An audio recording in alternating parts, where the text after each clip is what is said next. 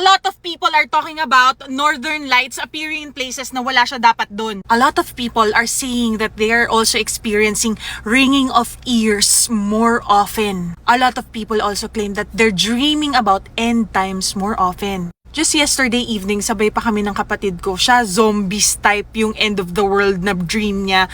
Ako naman, ang dream ko kagabi is nasa loob kami ng bahay, tas may nakapasok na isang itim na butterfly, tas naging dalawa, naging apat, at dumadami siya hanggang sa nag-decide kami ng lahat ng tao na nasa loob ng bahay, pumasok na. And then when we opened the door para papasukin yung mga tao na nasa labas pa, nagulat kami kasi halos lahat ng klase ng mga insects na alam namin nagkalat sa labas, and sobrang dami nila to the point na hindi na namin na-control yung door, pinasok nila yung bahay, and then lahat kami shouting at nabasag na yung mga salamin ng bahay, ganun kadami yung insects. And then when we all shouted dun sa dream ko, nag-end yung panaginip.